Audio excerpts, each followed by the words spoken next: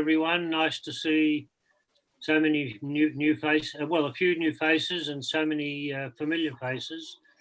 And looking forward to the time when we'll be able to actually meet in the flesh. It doesn't look like it won't be this year, but hopefully we will have an opening function next year, which we will have at our usual meeting place at the Hyatt Community Centre. So hopefully, we don't yet know, hopefully we'll be able to do that. We call this meeting tonight a members meeting because it's directed mostly at members, it's more focused inwards than outwards. And I'm just going to break protocol just a little bit. Hand over shortly to Sarah to acknowledge the traditional owners, etc., and introduce the speaker. But I'd first like to just acknowledge the work that so many BCCAG have been doing since the new board came into, was elected at the AGM 2 months ago. So much has been happening. A lot of it in cooperation or aligning with other community groups. For instance, we formed an alliance with a number of other groups called the Bayside Community Alliance to support councillors, or rather candidates for the Bayside Council elections, supporting the candidates that we wanted to be elected rather than those that we were not so keen to be elected. We don't yet know the outcome of that. The results of the council elections will probably only be known next Monday or Tuesday because first preference voting has not even finished yet. I expect it will be finished this evening, and then tomorrow and probably Monday where preferences have to be allocated, and that will be in quite a number of the wards. That will be done early next week, Monday. So I don't expect the official result to be known till earliest Monday, possibly Tuesday. So that's one thing. We've also been cooperating with other groups. For instance, in September, we held a webinar together with the Port Phillip Climate Emergency Network and the Glenara Climate Emergency Network called the gas fallacy, to expose the fallacy which the government is trying to present to us about why we need a gas-led recovery.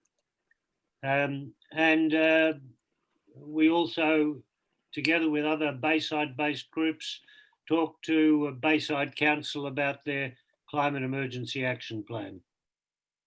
So we've been very strongly opposing gas. We've been opposing the gas import terminal, but we've also been supporting the climate bill that Zali Steggall is attempting to bring to Parliament. And there'll be more said about that later after tonight's talk. Enough from me. I'd like to hand over to Sarah Lawson. Thanks. Am I on speaker? Yeah, thanks, David. Can everyone hear me okay? Yes. Yeah, we can. Lovely, thank you. On behalf of us all tonight, I wish to acknowledge the Boonwurrung people on whose lands we are meeting. They cared for this land in harmony with nature over eons of time. I recognise their sovereignty was never ceded and pay our respects to their elders past, present and emerging. I also acknowledge that we live in a time of climate emergency, which everyone here is so painfully aware of.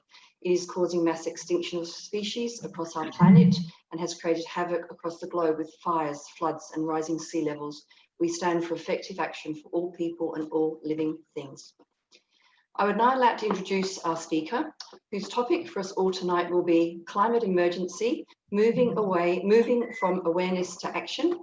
And I would like to extend our warm welcome to Dr. Kylie McIntosh, who joined BCCAG's board earlier this year.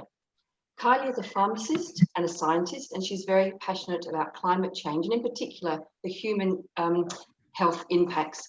Kylie completed her Certificate of Climate Change and Health at Yale School of Public Health earlier this year, and was also trained by the Climate Reality Project, founded by the former US Vice President Al Gore early this year. It's been a very busy year for you, Kylie.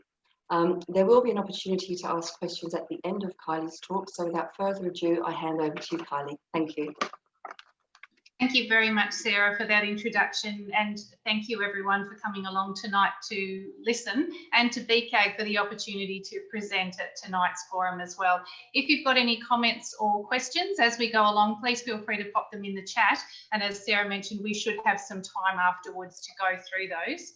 I'll just share my screen with you, and actually, Varesh, if you could enable me to share my screen. Yeah, should be okay now. Yeah. Having a little listen to this BCAG thing, just a little listen.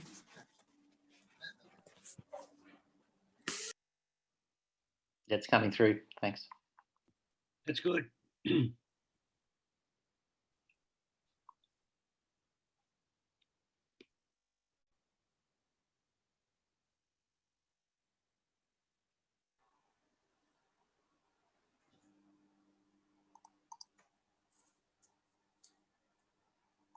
Oh, Kylie. You're on mute, Kylie. Oh. You must unmute it. Yeah. Sorry, can you hear me now? Yeah, you're right now. Yeah. Oh, cool. Okay, sorry. So you might have just missed that introduction. Yeah. Please feel free to pop any comments or questions in the chat. That was, and I just made the comment that if you're here listening tonight, then you're probably aware of climate change. If we're talking about moving from awareness to action. This is the first time that I've actually presented the Climate Reality Project via a webinar on Zoom. So I'm hoping that we won't have any technical hitches tonight, apart from me being muted at the start of the presentation. Okay, the photograph shown in this first slide here is called the Blue Marble, and it's a very famous photograph that was taken in 1972 by the Apollo 17 astronauts as they travelled towards the moon. And what's incredible about this photograph is that it shows the full circle of the Earth, and it shows us the really big picture of life on Earth. So this is our planet A, and it's really important that we obviously look after our planet and our climate, both for the current generation and for the future. Okay. What I'd like to cover briefly tonight is talk a little bit about why our climate's changing, what the science is telling us, and three of the key questions that are posed by the Climate Reality Project I've highlighted here in red, and they are: must we change? So what are the impacts of climate change, including on human health, compelling us to make some changes? Can we change? Do we have solutions to the climate emergency? And importantly, will we actually make those changes?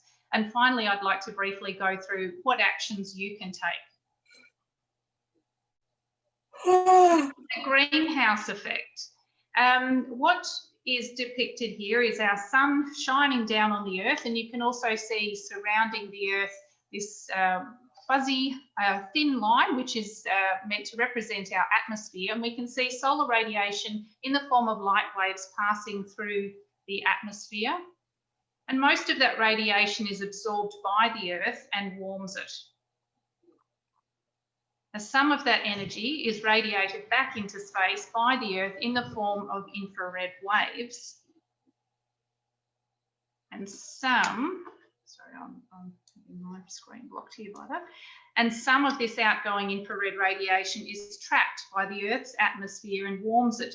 Now, this is the greenhouse effect, and a little bit of a greenhouse effect is actually really good. So we do want that. If we had no greenhouse effect at all, then Earth would actually be a ball of ice and unable to sustain the life that we have on it. So a little bit is a good thing. However, what we are seeing that as the concentration of carbon dioxide, which is really the key greenhouse gas, increases, more of that outgoing infrared radiation is trapped. And you can see, imagine the atmosphere is like a blanket encircling the Earth, and that is getting thicker the more greenhouse gas pollution that we add to it. So what we're effectively doing is producing or spewing out 152, sorry, missed that one. 152 million tonnes of man-made global warming pollution into our atmosphere every 24 hours, as if it were an open sewer. And that sounds really horrible because it is. The biggest sources of greenhouse gases, so this is talking from a global perspective, but energy production and heating account for the biggest source of greenhouse gases. So for example, you can see on this animated slide, both coal mining and a coal-fired power plant as contributing significantly to greenhouse gas pollution and also harming our health. I'll go into that a little bit further down the track in the presentation. Also, you can see oil production. The second biggest contributor to greenhouse gases is transport, and you can see included here land transport, air, and also sea. Fertilisation and crop burning also contribute to this. Agriculture and livestock contribute around 1/4 of greenhouse gas emissions, so this is very significant too. Also forest burning, both intentional in terms of land clearing and planting of plantations such as palm oil and also soybean crops, and unfortunately bushfires of course too. You'll also note down in the right-hand corner of this slide landfills. So when we dispose of food waste, for example, and other waste into landfill, it leads to the creation of methane, which is a very potent greenhouse gas. So the largest source of global warming pollution is the burning of fossil fuels. And you can see over the timeline presented in this graph, so starting back in 1850 and moving forward to the present day, that there has been a huge increase in the burning of fossil fuels, with us putting carbon into our atmosphere, particularly from the mid-1970s onwards. Correspondingly, we can see an increase in global surface temperature over time. This is we have data back to 1880, and that departure from average, you can see by the red bars here, and this is trending very much upwards. This is going up to 2020, and there's a 72% chance that 2020 will be the new hottest year ever. Talking of hot years, 19 of the 20 hottest years on record have occurred since the year 2001. And of these, the hottest of all have been the last 5 years. So just this year, sorry, I'm having trouble with the photographs here, interrupting this. Okay, you can see from the map of Australia here, the areas of heat wave, and of course that very dark red indicates the areas of extreme heat. So you can see around Canberra, that was earlier this year, the end of January, start of February, where there was an extreme heat wave. This photograph here was taken in Canberra in early January. You can just see through the gloom Parliament House there, and the reason obviously for that haze is the smoke from our terrible fires of last summer. And at that time, Canberra actually set its new all-time high temperature record of 44 degrees, and that was on the 4th of January this year. This image was taken last year, so January in 2019, where we reached some extremely high temperatures. So parts of southern Australia reached 49.4 degrees Celsius. This tweet from Victoria Police was actually back in 2018, where police were actually warning motorists to expect delays along the Hume Freeway, as there is a 10-kilometre stretch of road that is melting. So we're talking so much heat that the roads are melting. Around the world in Europe, 2019 was Europe's hottest year on record. France, Germany, the Netherlands, UK, Belgium and Luxembourg all broke their all-time high temperature records. In Siberia, in Russia, we saw the highest temperature ever recorded in the Arctic. So this is the northernmost 100 degree, and that's Fahrenheit, 100 degree Fahrenheit temperature, and that is the highest temperature on record for that region.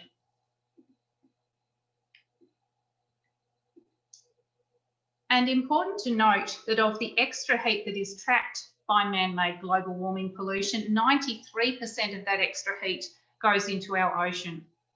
So unsurprisingly, ocean temperatures are also rising. And in fact, a new record was set of ocean temperatures in 2019. And again, 2020, unfortunately, is likely to set a new record again. As the temperatures increase, the oceans evaporate more moisture into the sky. And this next slide briefly depicts the hydrological or water cycles. So I just mentioned that evaporation of water into the sky. When that water vapour then moves over the land, we end up with extreme precipitation events. So this is heavy rainfall, heavy downpours, and also hail and snow, depending on where you are and the temperatures at the time. That precipitation then will return to the sea via sometimes mudslides and severe flooding. You'll remember the floods that occurred early last year in far north Queensland. This photograph was taken in Townsville in early February. So that flooding event in Queensland resulted in a $1.7 billion loss to the Australian economy. And you might recall too that about 500,000 head of cattle either drowned or were starved as a result of the flood. This picture was taken in Savannah in Tennessee, where torrential rains caused severe flooding in parts of Tennessee and Mississippi in February. And in the UK, Gloucestershire, Britain experienced unprecedented flooding in February as it was hit by 3 major storms in a row, including one designated a weather bomb. And again, we can see over time this trend of increasing record-breaking precipitation anomalies. So this one goes up to about 2016. Globally, floods and extreme rainfall events now occur 4 times more often than what they did in 1980, which is just 40 years ago. This is Assam in India, where nearly 4 million people in India and Nepal were displaced by flooding and mudslides, and this was in July of this year. So the numbers of people being impacted by these extreme weather events is just staggering. This is Calgary, Alberta in Canada, and this hailstorm was Canada's 4th most expensive natural disaster on record. And in this street, it looks like there's been a snowfall, but this is actually ice. This was actually a very severe hailstorm. And part of the reason I put this image in here is that my partner was actually stuck in Canada for a lot of this year, and he was in rural Alberta and remembers this storm. That same extra heat that evaporates more water from the ocean, causing bigger downpours and floods, also pulls moisture even more quickly from the soil, causing longer and deeper droughts. In June of this year, it was observed in Europe that groundwater levels were alarmingly low. So you can see across this map of Europe, again, if we look at the very dark red areas, which indicate the lowest groundwater wetness percentile. In Poland, so this is the middle of this year, parts of Poland and Romania, the drought is the worst that's been seen in a century, and in the Czech Republic, the worst in 500 years. This is the Loire River Valley in France. The Loire River Valley is known as the Garden of France, and yet last year an agricultural emergency was declared, and you can see quite how dry the riverbed is here.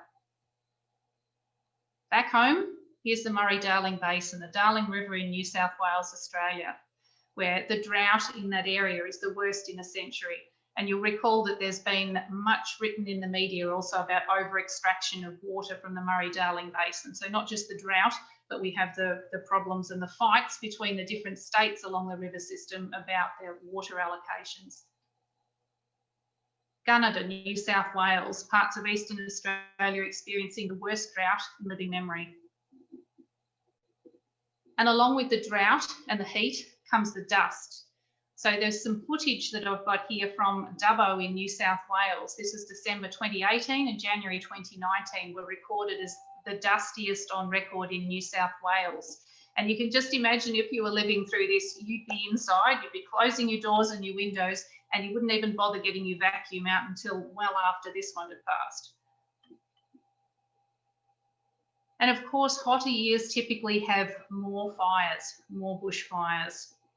And we certainly know about fires this year. This picture was actually taken quite recently, so June in Tucson, Arizona in the United States, where bushfires, and just the terminology here, obviously Americans call bushfires wildfires, we call them bushfires, where bushfires had already burned hundreds of square miles in Arizona this year. This picture was taken in Jimtown, California last year, and of course we know that even at the moment there are some terrible fires still raging in California as we speak, and people being evacuated from their homes. But this sort of frightening image too, you can only imagine what it would be like to drive through something like this. And this massive fire grew to over 16,000 acres within 24 hours. In Greece, the Greek Prime Minister last year noted that climate change is taking its toll on southern Europe. So Greece has experienced a number of really bad bushfire seasons, and it had some particularly bad fires last year too. But of course, our last summer, where we didn't just have bushfires, we had mega fires. We had fires that produced their own weather systems. We had fires that burnt the most extensive built and natural environment in our country's history, and that took the lives of over 1 billion native animals. And I believe about 36 human lives as well. By mid-January this year, smoke from our bushfires had encircled the entire globe. And you'll recall that images of our injured and burnt wildlife were relayed around the world. I found it really emotional looking at these pictures. But one of the few nice things, I guess you could say, that came out of this, the Port Macquarie Koala Hospital did some fantastic work in rescuing and treating our injured wildlife. And they actually put out a call, a crowdfunding exercise to try to raise $25,000 to support their koala rescue efforts. And I checked again the other day on their website. They are still taking donations, and they're now up to over $7.9 million donated from Australians and also international visitors as well, which means that at least they can properly fund their work, and they're actually going to build a wild koala breeding sanctuary as well to help koala populations recover. So the stats are in, really. We are obviously seeing an increase in worldwide extreme weather catastrophes. So this graph shows a combination of extreme temperatures. So we're talking extreme heat, droughts and fires. The blue part of the bars indicates floods and mudslides, and this yellow part increasingly severe storms. And that's, again, we're just looking at over the last 40 years. One of the other serious concerns in terms of climate change impact is the melting of our continental ice sheets. This is a photograph which was taken in the summer of 1935 of a glacier in southwest Queensland, and you can see how extensive the snow and ice is in the glacier. Fast forward to the summer of 2013 and that glacier has almost completely melted. So declining ice mass in Greenland, again, this is actually just looking over a 20-year time period where the ice mass is declining very significantly. And the two major continental ice sheets on Earth are in Greenland, is one of them, and Antarctica is the other. Antarctic ice loss has also been accelerating in recent years. And the melting of those continental ice sheets together with the warming of the oceans, so thermal expansion of the oceans means that warm water takes up more space basically than cold water. So both of these things contribute to sea level rise. And around Australia, sea level has already risen 20 centimetres over the past century on average, and the rate of that is increasing. In fact, in Victoria, different sectors of the economy and local governments along the coastal areas of the state have been told to prepare for at least an 80 centimetre sea level rise by the end of this century, although that prediction is probably conservative. We're already seeing coastal erosion. We're already seeing damage to our coastal assets in Australia. This picture was taken in Collaroy in Sydney a few years ago. So this is 2016. And you can see these houses are almost falling off into the sea. I think the answer there is don't invest in a property right next to the sea. Climate change is also a national security issue. This statement was from the US Department of Defense back in 2014, where they noted that climate change will likely lead to food and water shortages, pandemic disease, and I think this is 6 years before COVID, but a pandemic has been on the table really for a number of years, disputes over refugees and resources, and destruction by natural disasters in regions across the globe. Climate change is also predicted to have a catastrophic effect on human health. And this is a quote from Professor Hugh Montgomery, who is the co-chair of the Lancet Commission on Health and Climate Change. So the Lancet is the well-regarded medical journal, and they publish an update on climate change and human health impacts each year, the Lancet Countdown on Climate Change. And in fact, our Medical Journal of Australia does a version of this adapted for Australia as well. There's an infographic that I've shown on this slide here that I have from the US Centers for Disease Control, which has some fantastic resources and information around climate change, particularly the human health impacts, which describes quite how extensive the impacts on human health are. So you can imagine, obviously, severe weather events. We have injuries and fatalities, whether it's through fires, floods, storms, and also accompanied by mental health impacts. Increasing air pollution, mostly from burning fossil fuels, can lead to and exacerbate asthma and cardiovascular disease. Changes in vector ecology, where vectors such as mosquitoes and ticks, which cause Lyme disease, are predicted to change and expand their geographic location. Increasing allergens, so respiratory allergies and asthma attacks which can be triggered by allergens. Water quality impacts, water supply, food supply impacts. Extreme heat, obviously, is an important one with heat-related illness and death, and also due to cardiovascular failure in extreme heat. In fact, in Australia, extreme heat is our #1 environmental health risk. And there was a good report put out a few years ago now by the Climate Council, which referred to extreme heat as the silent killer in Australia, and that heat waves in Australia are becoming longer, hotter and more intense because of climate change. In Victoria, we had some extreme heat waves in both of January 2009 and also 2014, where hundreds of Australians died as a result of heat-related illness. We also saw through that time there were increased numbers of increased presentations to hospital emergency departments, particular older residents, so those aged over 75 years, increased numbers of ambulance call-outs, GP visits, and calls for assistance from nurse on call regarding heat-related illness. So I mentioned airborne allergens. Climate change in Australia is expected to increase airborne allergens up to 200% and lengthen the allergy season. So we might want to be investing in the companies that make Claritine and Zyrtec, I think, or whatever your antihistamine of choice is. Air pollution. So air pollution together with climate change, or generally the two are linked, is included up there in the WHO's top threats to human health, and is estimated to cause around 7 to 9 million deaths per year, which is significant. In this map of the world, you can see that the darker red colours correspond to higher areas of or worsening or worst air pollution. We experienced some of that appalling and hazardous air pollution levels earlier this year with the bushfire smoke that came over Melbourne. But usually our air pollution is not quite as bad as that.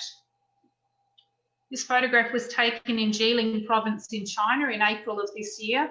Another thing to note with air pollution is that a study of 324 cities in China found a significant increase, so 15 to 22% increase in COVID cases in areas with elevated levels of nitrogen dioxide and PM2.5 particulate pollution, where PM2.5 is at 2.5 micron in diameter particles that can lodge in your lungs and cause adverse impacts on human health.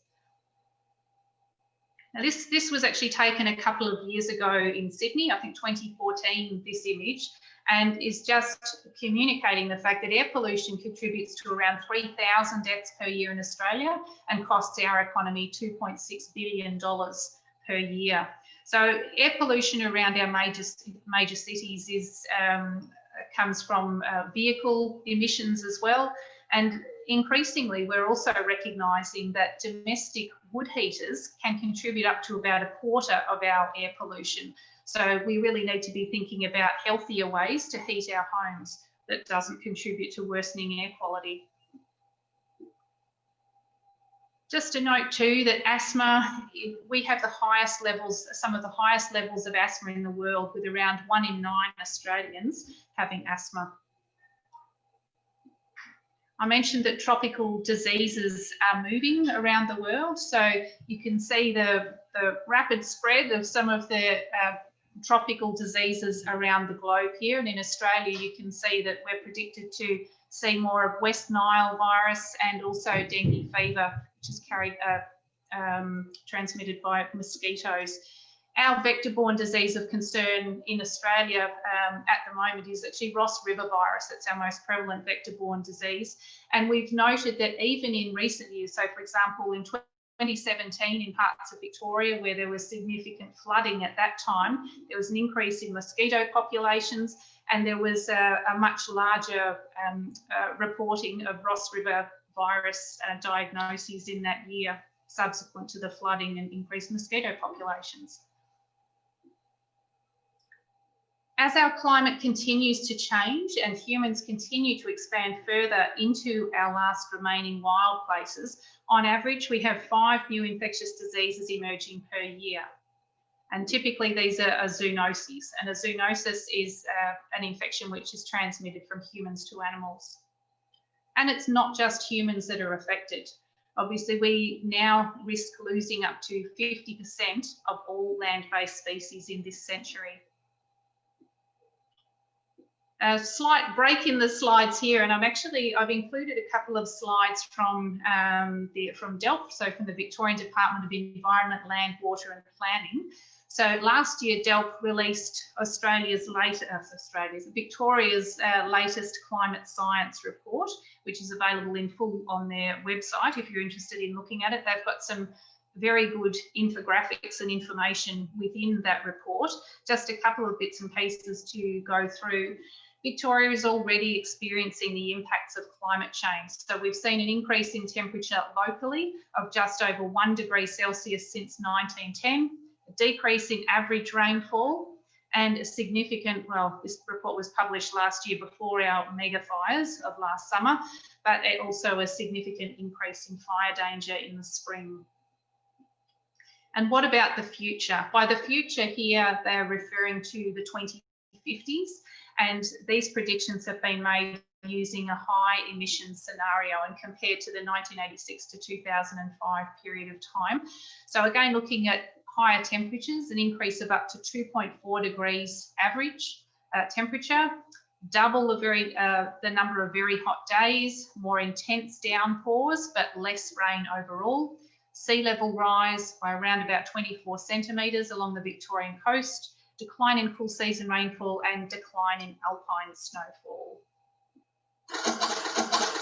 Not sure if you can hear the sound effects with this one. The cost of carbon, and I haven't even covered all of the different dot points which are included in this particular slide, but the cost of carbon is absolutely enormous. And in fact, it is the #1 threat to the global economy. So following that first part of the presentation, do we have to change? I think the answer to that one is pretty obvious. We do need to make some changes, but can we change is the next part of that. And we do have solutions at hand.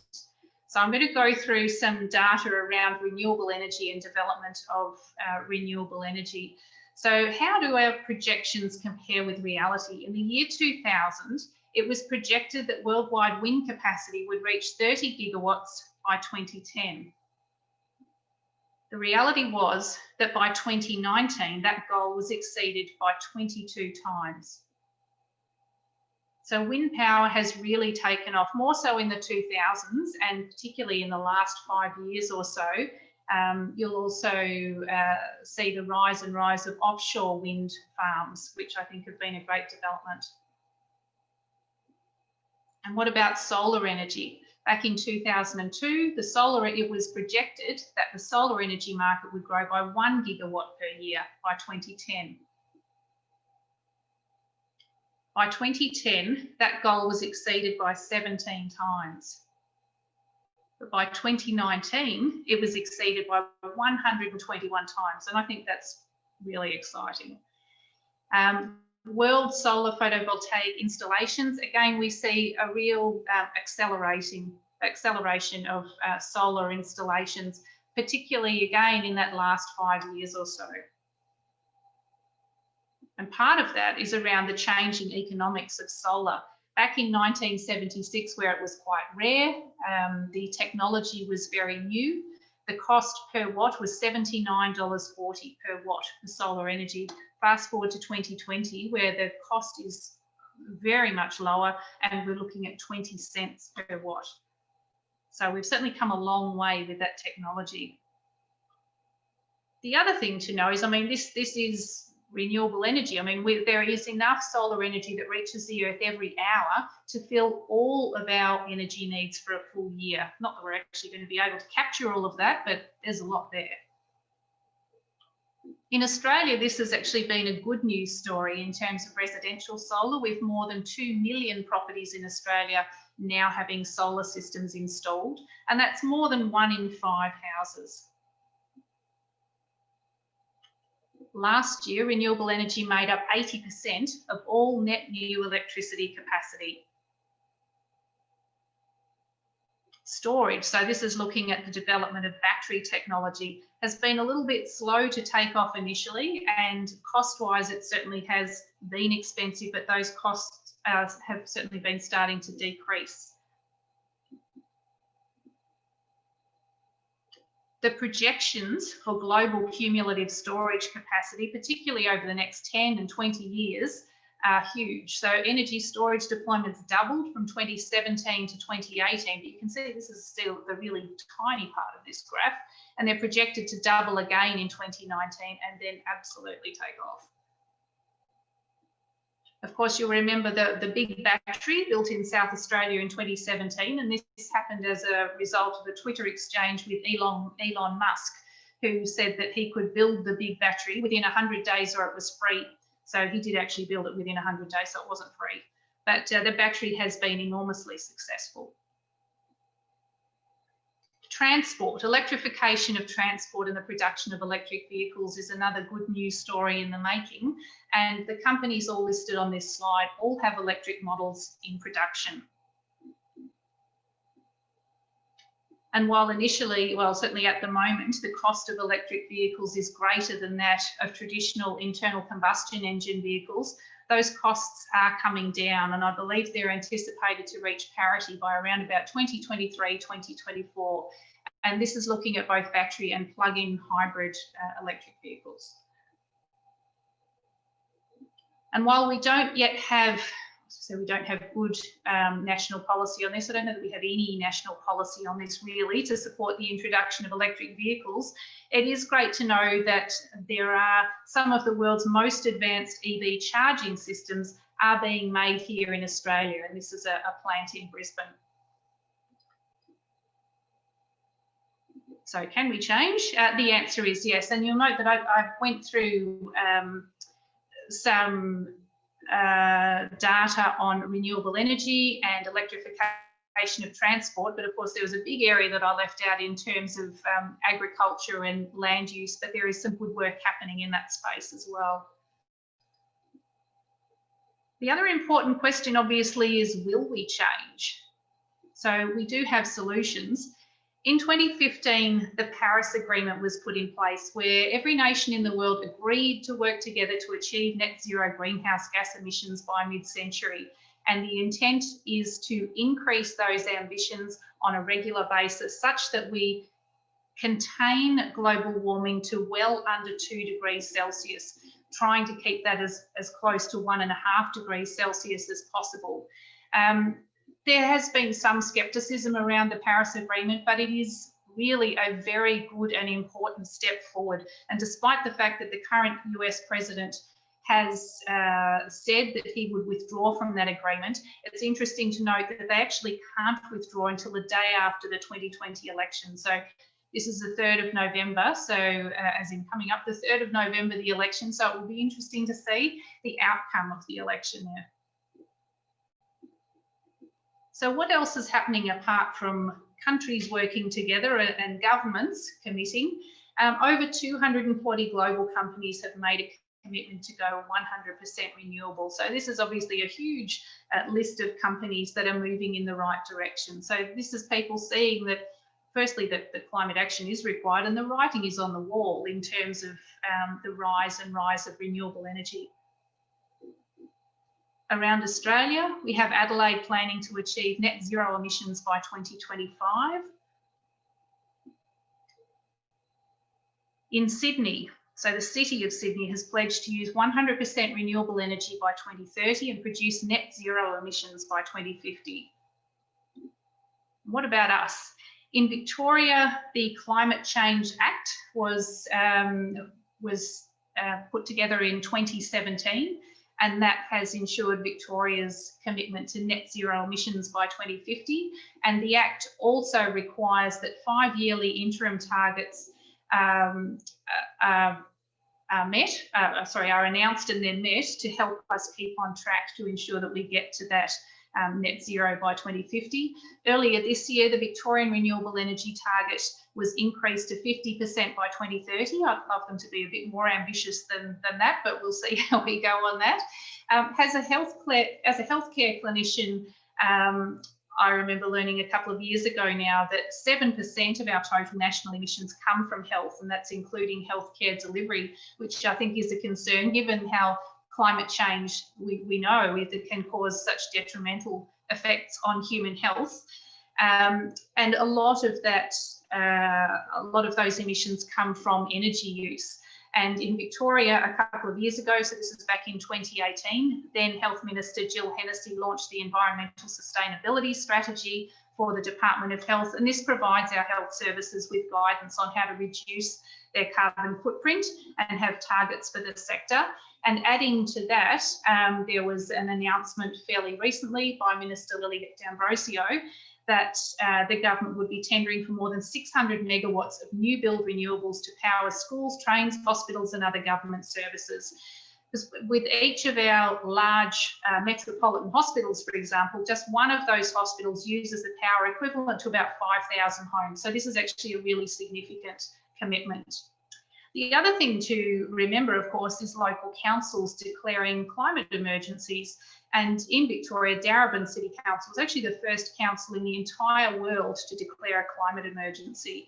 And of course, very excitingly for us at BCCAG, that our Bayside City Council declared a climate emergency last December. And it's not just a matter of councils declaring that there's a problem, that there's an emergency, that declaration needs to be accompanied by the development and execution of an emergency action plan.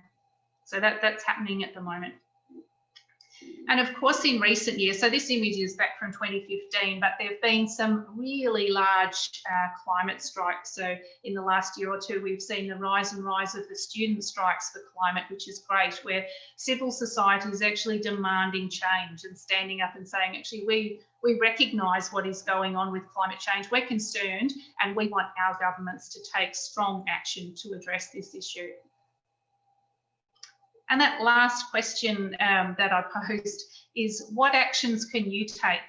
A couple of things, and some of these we've actually covered in previous webinars with BCCAG. So, for example, divestment and superannuation. What can you do with your super that will make a difference? So I've included a few things here from our own household. So, for example, I work in government. My superannuation fund is Vic Super, and Vic Super has what they call a socially conscious investment option that took me all of about 1 minute to swap over my investment strategy to a couple of years ago, I think about 3 years ago now. Not only was it a better return on investment, but that particular option does not invest in fossil fuels. And there was a couple of other things there that I've never realised I've been investing in anyway, such as development of civilian and military arms or tobacco industry, which is, again, as a healthcare professional, I don't want to invest in those anyway.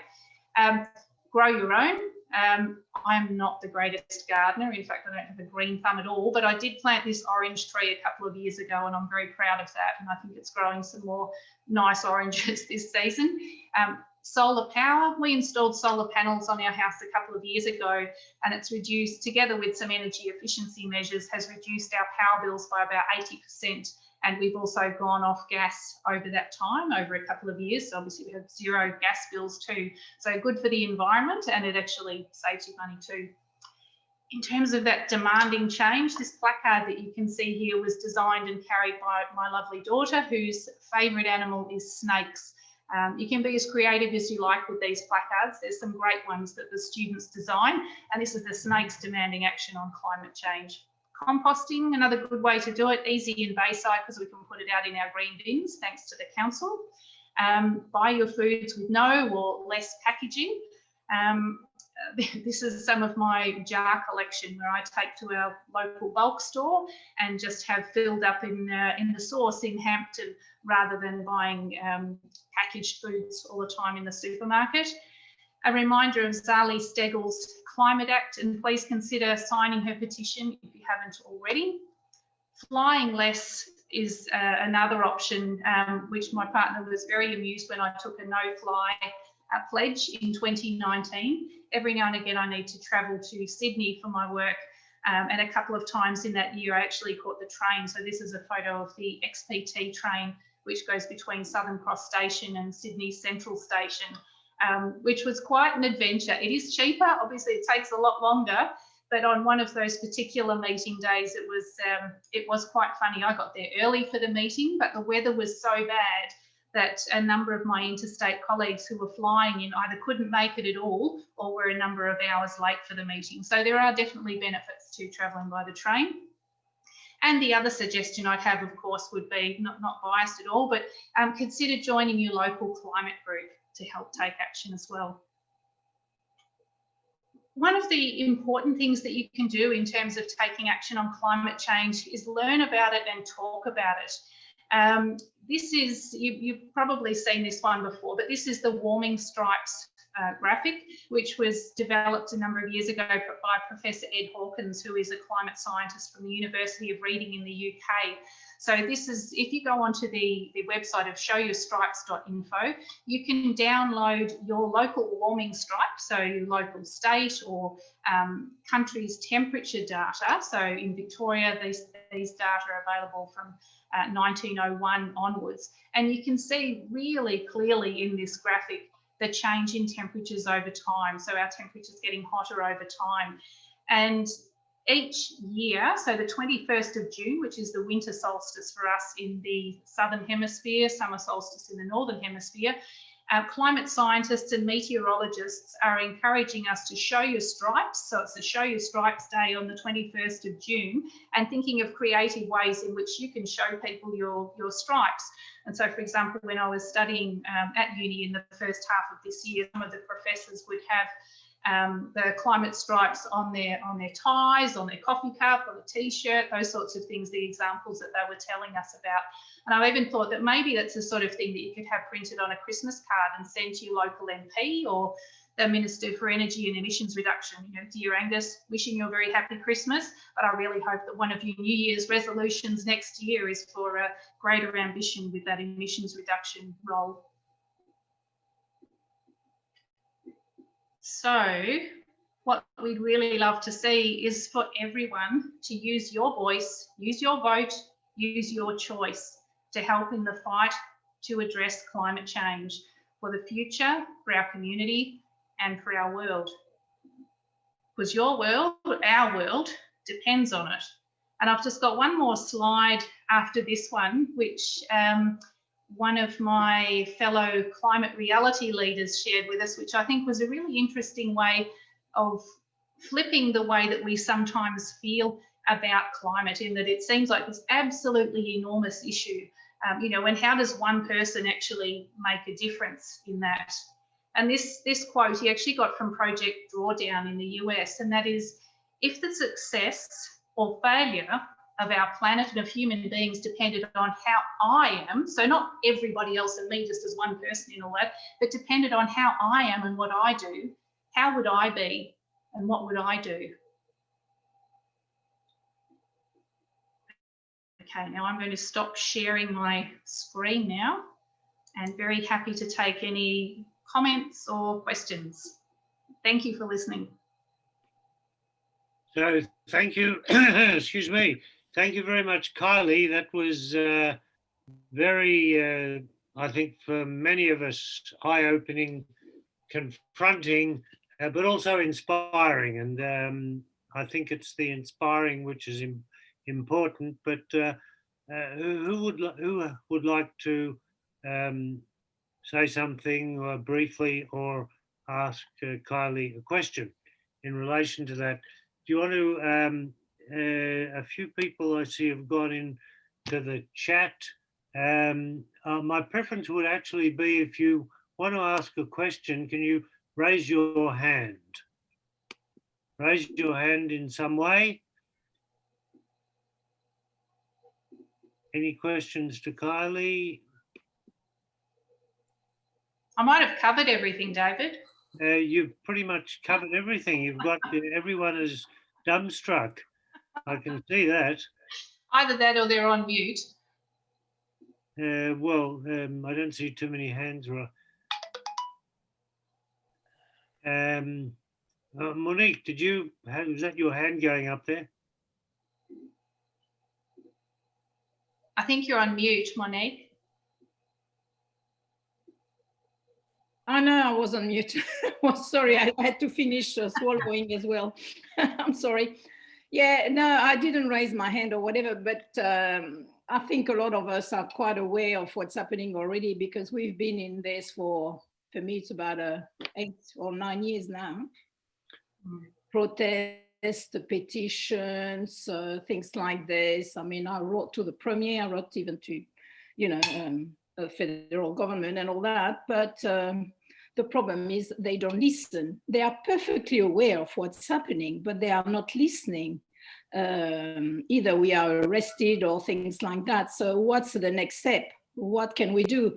Because this should be shown to a lot of people as well. But we've got also the Murdoch media, who is just spreading lie all the time, and have been brainwashing Australians for decades.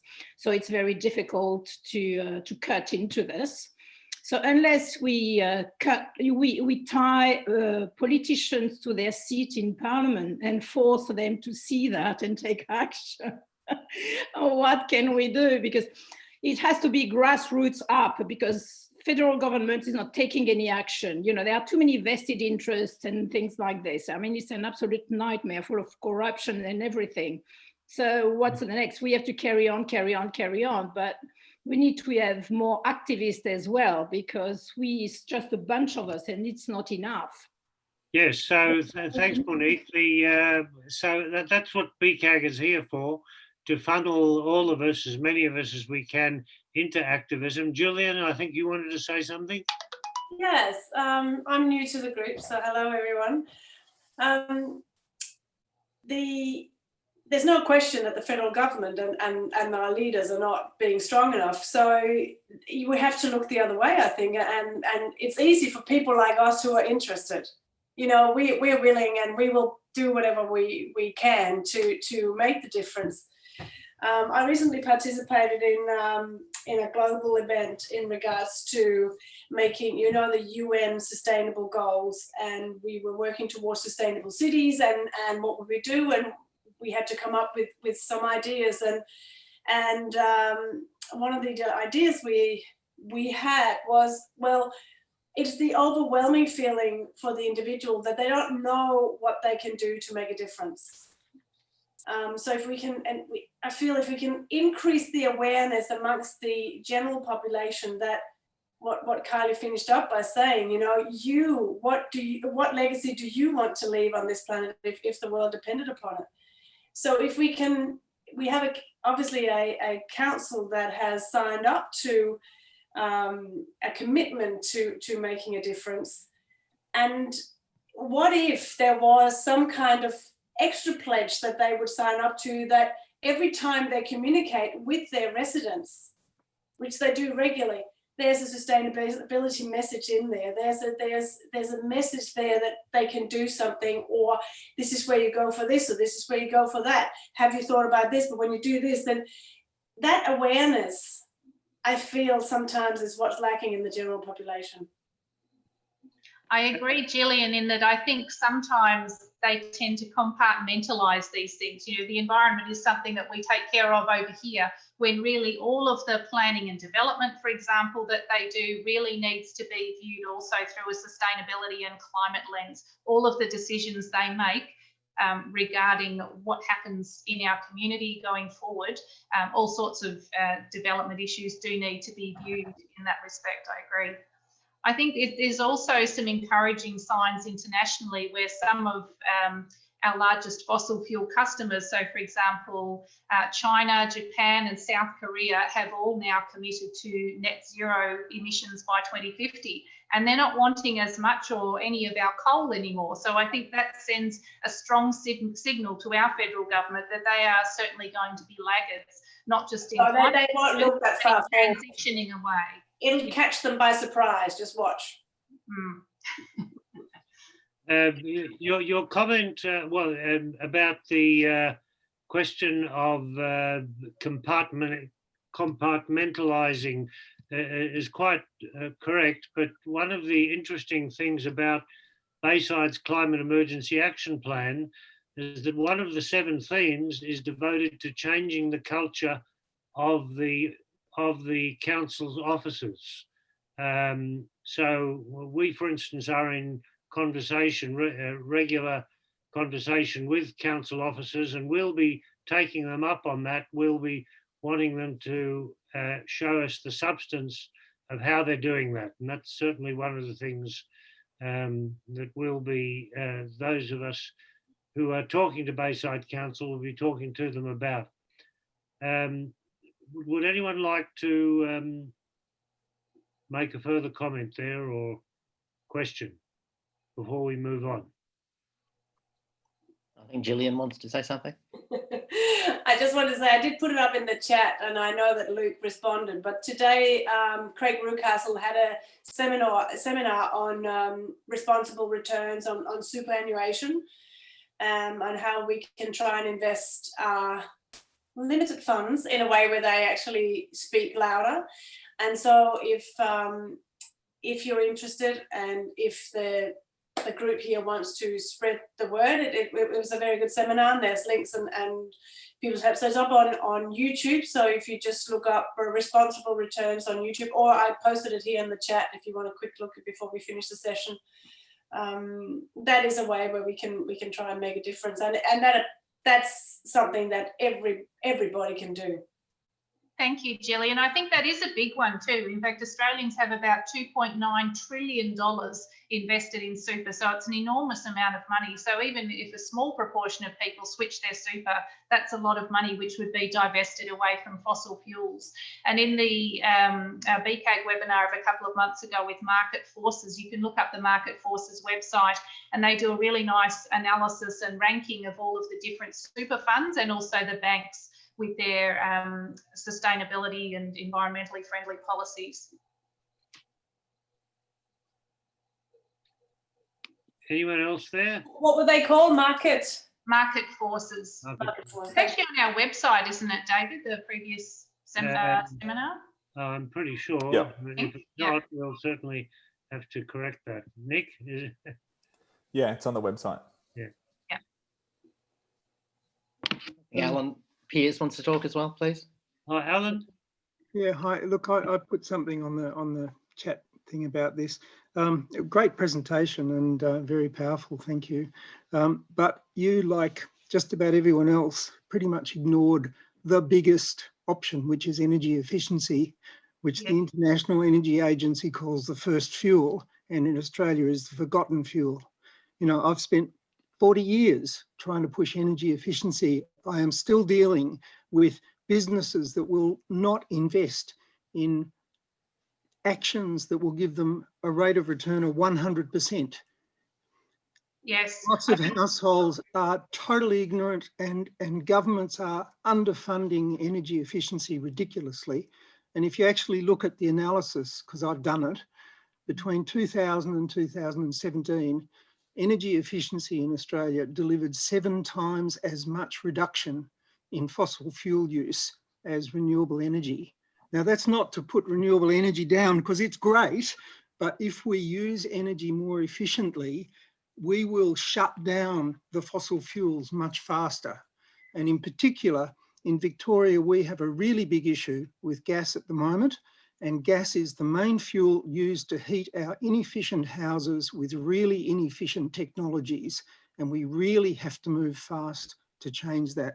So I'm sorry, it's not really a question, it's just me letting off steam, because I'm very frustrated, because everywhere I deal with just ignores the most fantastic opportunity as I sit in my comfortable home. Yes, that's a really good point, Alan. Thank you for bringing that up. And in fact, in Al Gore's documentary in 2006 that sparked all of this, An Inconvenient Truth, he talked about energy efficiency as the low-hanging fruit that, you know, why aren't we just doing that anyway? So it is a really good point. And I also meant to point out that even in the what actions can you take with our solar panels, along with that in energy efficiency measures. I've got some great advice through the lovely My Efficient Electric Home Facebook page, which Tim Horsey and others started a number of years ago. And there's some really great advice to be had there on how you can improve the energy efficiency of your home. Absolutely. Yeah, look, I agree. And I did notice that you mentioned energy efficiency with solar, and that was your only reference to energy efficiency. And sorry, Alan, I'll change that for the next presentation. No, it'd be really good. I mean, it's a great presentation and very powerful. So it would be really terrific if you can just add a bit on energy efficiency to that main presentation, because it's really good. Yes. Gillian, you wanted to say something else? Yeah, out of fear of taking over the whole seminar. But it's interesting that Alan should mention this about inefficiencies, because we are moving warehouse from one building in our business, from one building in Brayside to another. And unfortunately, it's the same era building, and it's the same rubbish in terms of efficiencies. And it's in the Kingston Council. And unlike Bayside, who haven't yet signed up, there's extra commitment within Kingston, and they're now offering that a cooperation between businesses and the council, so that if you want to do an upgrade, let's say you want to put solar onto your roof of your warehouse, you can get a loan and have no immediate cost, and then sort of it gets paid back through your rates. So when you take up with the Bayside Council on what they're going to do with their climate emergency policies, it might be worth checking out if Bayside's going to sign up to a similar pledge. Yes, thanks for that, Gillian. Gillian, please make sure after we finish here that you keep in contact with us, because I'd like to follow up with you on that. Okay, so if there are no, and thank you, Alan, for that very important contribution and for sparking that discussion on energy efficiency. Mandy, please. You're on mute. That's better. Regarding the energy efficiency, Alan, I was watching the awards for the councils tonight, which was on before this. It's run by a thing called Cities Power Partnership. And one of the awards was actually Energy Efficiency Achievement Award, and it went to Shoalhaven Council. And there were just all these other awards as well. Regional Innovation, Climate Ambassador Award went to the Mayor of the Blue Mountains, Climate Champions, this and that. But there definitely was a specific one for energy efficiency. And so I don't know whether the Bayside Council even gets involved in this, but there were just councils from all over the country. Even Tasmania was had one of their council initiatives. They were in the finalists. So it was a really interesting evening. And I was really inspired. There are some councils all over the country doing some fabulous things, absolutely innovative. There's one called Go Solar, where they want to put solar panels on roofs of every school. Go Solar schools or something. Anyway, all the schools are going to get solar panels. There's Brisbane have got 60 electric buses that can be fast charged in 5 or 6 minutes. All these different councils bringing in these fabulous things, but energy efficiency was certainly one of them. And Shoalhaven, now trying to remember what they actually won it for. I can't remember. There were too many awards, but it was very inspiring. And I just would, like to see perhaps Bayside Council thinking up something really interesting and seeing if they can get involved in this competition. Thanks, Mandy. I remember hearing about that through the Climate Council a few years ago now, and I did suggest Bayside City Council at the time join that, but no, I don't think they've signed up to it at this point.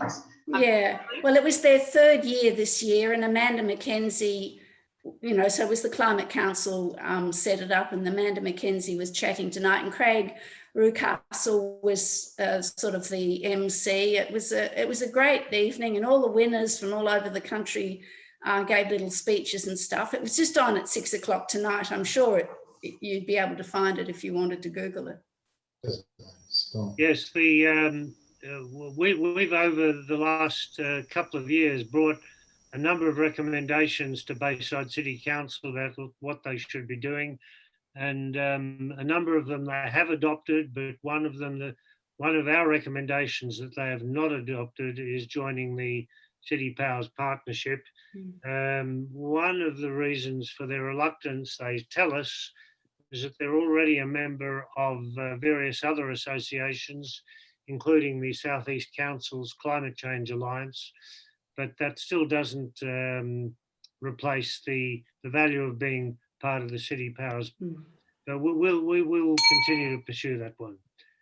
Crystal, I think, did you want to say something, Crystal? No, I was just going to point out that Mandy had her hand up.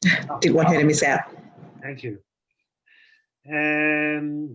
So unless anyone else wants to add something, just let me check. I don't see any other hands up. So look. Sarah's actually got her hand up. Sarah Barter. Oh, Sarah, sorry, I missed you. Go ahead. That's okay. I just wondered what your opinion was on. Oh, you're a bit quiet, Sarah.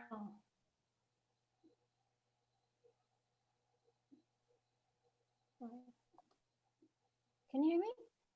Yes, but only just. Talk a little closer to your microphone. I just wondered what your opinion is about citizens' assemblies, because obviously some countries have had citizens' assemblies on climate change, and whether that's really influenced what the government does. Because I spoke to somebody last week about the fact that we don't have one here, and obviously it's because the government doesn't support it. But he said that it is possible to get one set up even without the government supporting it. So, I mean, do you think that would embarrass the government into action, or what do you think about putting effort into getting a citizens' assembly set up in Australia? I'd imagine it would be challenging if they're not prepared to engage with it at all. It would be nice to do it with the support of government, really, wouldn't it? It would, but that seems very unlikely. So yes, yeah.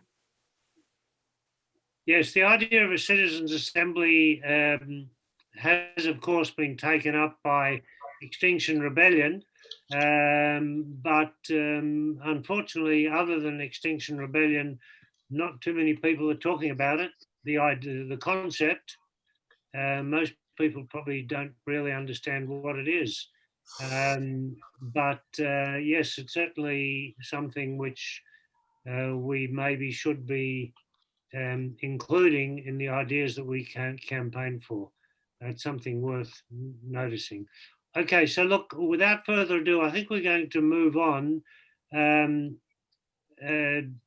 Kylie, firstly, again, thank you very much, Kylie.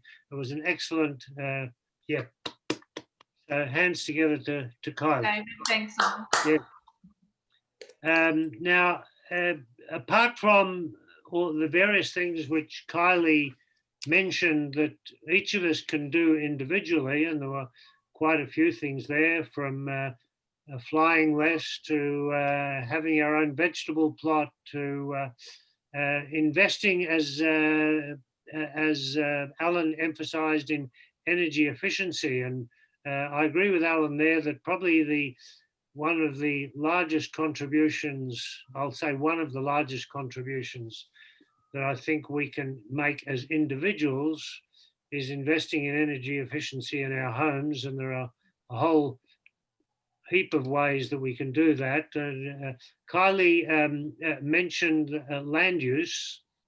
Unfortunately, in her condensed talk, there was not a lot of room there for talking about land use, but one very important way that we can individually have an impact is changing our diet, so that what's in our diet has fewer food miles and less impact on the land. And of course, the biggest impact on the land is beef cattle.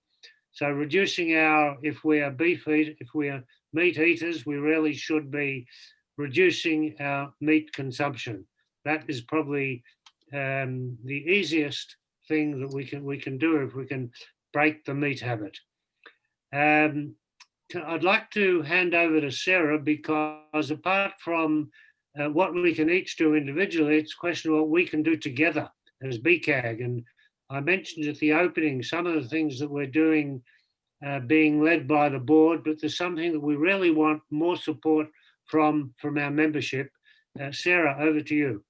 Thanks very much, David. And again, thanks, Kylie. I really enjoyed that talk. Whilst a lot of it I had heard before, I think the way you presented it, the visuals really helps me in just that reminder and just seeing the impact across the globe recently in the various countries. It really just, yeah, not that we need reminding, but it was really so well presented. Fresh, can you enable me just to share my screen in a couple of seconds as well? So everybody, you would have had an email if you are already a member. Early this month on the 14th of October, we sent out a request seeking your help to get signatures to Zali Stebble's climate bill. Now, we do acknowledge, we do try and send out an email once a month, but when there is a particular cause, something which we really want to support like this, we do acknowledge we send out a few extra emails, and of course we send out information regarding the council elections, which was another very hot topic this month. So apologies for a few extra emails, but nonetheless, we try to send them only when they're very important. And thank you to everyone who has signed the bill. In Goldstein, we have actually gone up from 875 to 1,008 signatures, which is great, but we would really like to get up to 2,000, really back Zali on this. I personally just think she's such a fantastic advocate for climate change. She's dedicated her career to this, and to get behind it and what it's trying to achieve would be fantastic. So we can only reach so many members, and obviously there's new people here. So what we're asking for us all to do, if you could share it with your friends and ask them to share it with a friend, a bit of a chain reaction, either by a phone call, someone you haven't seen now that we're getting out of lockdown to a degree, perhaps over your first cup of coffee, share the message. We could all get behind this bill. It would be fantastic. We've got time to do it now. It's going to be tabled in Parliament on the 9th of November, but then it will come up again in the early new year for discussion. So we've got time to really back this really great bill. I'll just show you the details on my screen now. Hopefully you can see that. So if you type in climateactnow.com.au on your computer, you will somehow get to that petition. You might have to navigate on the screen, but that's probably the easiest thing to remember. Climate Act Now. I can't see it. Oh, you can't see it? Oh, hang on. Oh yeah, I've got to touch that little green thing. Sorry, that's right. You don't do it for me. Thank you. So I've just done that. Why isn't it happening? Maybe it takes a little time. Okay, here it is. It's coming now. I'll go over that again when it appears. I do think it's taking a couple of seconds. Share. There you go. Can you? Yes, there we go. I think, can everyone see it now? It's through now. Yeah. All right, thank you, everybody. So you'll see the link in the middle. climateactnow.com.au. That will take you directly to Zali's petition or Zali's climate bill. So if you could help with that and see if we can get 2,000 signatures for Goldstein, we would be very grateful. And I would just like now to pass you over to Nick for one final action. Oh, thanks for that, Sarah. Yeah, g'day everyone. My name's Nick. I'm on the board of BCAG. Yeah, just wanted to mention one thing tonight. Well, first of all, great presentation, Kylie. I think that show your stripes thing is actually really powerful. I've seen it before, but seeing it again, it's just, and I just didn't know you can get it for each location. I think that's really good. I just wanted to mention one thing that we've been working on here at BCAG. I'll share my screen if it lets me do it. Sorry for all the screen sharing. You should be able to see our new website. So we've launched a new website here at BCAG. Now, with these forums, what we normally do is we have them in person if there wasn't a pandemic. And we're all in person and we meet up and we catch up. And what we normally do is charge or ask a small fee to be donated, usually $5 when people first arrive for the forum. We haven't been able to do that with these Zoom meetings we've been having this year. So as a result, we haven't really had any donations, and BCAG is run purely on donations, and it costs money to get speakers, put on events, buy Zoom meetings, build websites, things like that. So I would encourage you to come check out our new website. We're going to keep it quite up to date. You can see there's the event that's happening now. The Zali Stegel thing is on here. If you go into the latest news and you scroll across, you'll find that right there. The other thing I want to show you is we've got a new system where we can accept donations online. So if you just scroll down and click on the donate button, it's all set up. It's using the normal safe channels. So you can just donate online using your credit card. So if you feel like doing that tonight, that would be much appreciated. You can put in other amount of $5. You can put in $10, whatever you feel like. If you want to, that would be most helpful to us. We've got a way to now hopefully have a bit of a donation coming in with these online meetings. So we do appreciate any of your donations, and they go directly to running BCAG and all the things we do. There's a lot of people at BCAG that spend pretty much 24/7 on organizing everything behind the scenes. So yeah, just thought I'd show you guys that and say thanks for attending tonight as well. We always appreciate that. And yeah, that's all from me. Thank you. I'll stop sharing. So there we are. I think we're close to wrapping up tonight. Before we do wrap up, I'd like to remind you that our end of year activity this year is going to be a trivia night. It's going to be a fun and action-packed evening. Well, as action as an online event can be, but we're going to try and conduct that trivia night in such a way that we can all get involved. It will be a fun event. I can see the way it's shaping up. So if it's not already in your diary, as I'm sure it is for many of you, it's Thursday the 26th of November, last Thursday of November, which is our usual function night. So looking forward to seeing you and many others there for our last activity for 2020. This year will go out with a bang. So thank you very much again, and look forward to seeing you, those of you who I won't see at events before then, on Thursday the 26th of November. Thank you very much. Thanks, David. Bye. Good night, everyone. Good night. Good night. Lovely to see you all.